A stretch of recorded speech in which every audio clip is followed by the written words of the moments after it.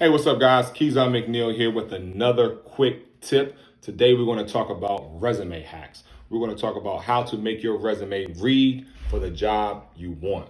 Okay.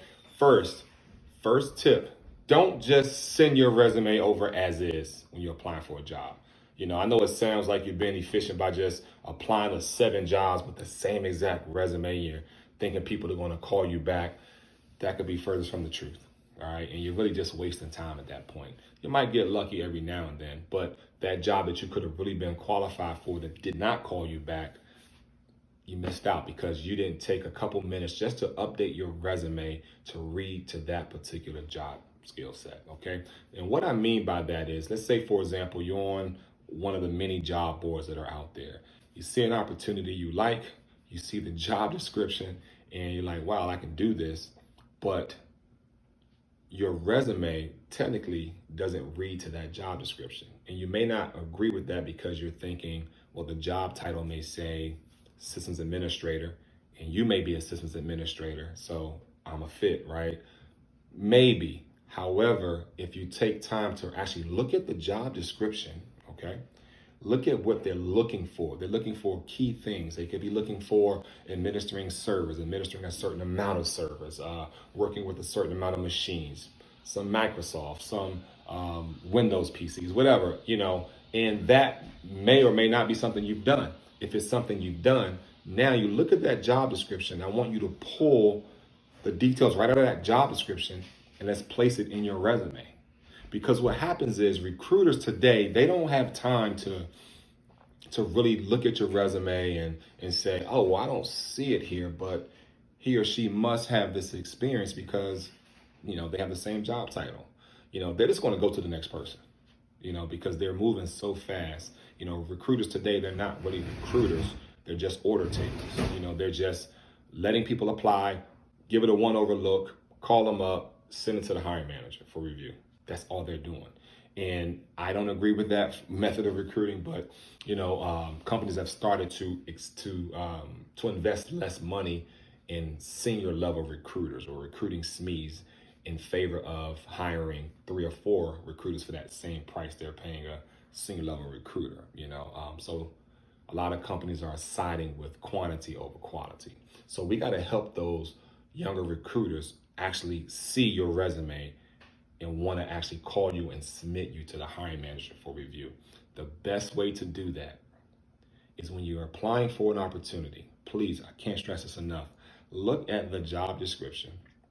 Don't just match title for title, meaning I'm an admin, they're looking for an admin, I can do it. No, don't do that. If it's saying things like in the job description, must be able to have expert level experience with Excel. And you may be thinking, well, I have Microsoft Office experience and Excel is in Microsoft Office, I'm good to go. But then you're also saying to yourself, I work with Excel every day. I know I'm a fit for this job. I use it every day for this table, that table, right? Boom. So now what I want you to do is take that experience, update your resume and say, currently using Microsoft Excel on a daily basis, consider myself expert level. So when a recruiter sees your resume, this junior level recruiter sees your resume, all he or she is going to do is compare your resume to the job description. Oh, we want expert level Excel. Wow, this person has expert level Excel because they're working with Microsoft Excel every day. Boom, they're ready to call you and send your resume to the hiring manager. But if you just assume that the recruiter knows you're good in Excel because you have Microsoft Office on your resume, you haven't separated yourself at that time. So now they don't see enough. So look at the job description. And then I want you to update your resume to that job description. Very simple hack. I've been in the recruiting industry 22 years, and I can't tell you how many times I've seen junior level recruiters and even mid-level recruiters pass people over who are qualified for the job because they didn't take the time to just give them a call and ask questions to bring the information out of them, and then have them maybe update their resume to read to that a little bit more before them submitting it to the hiring manager.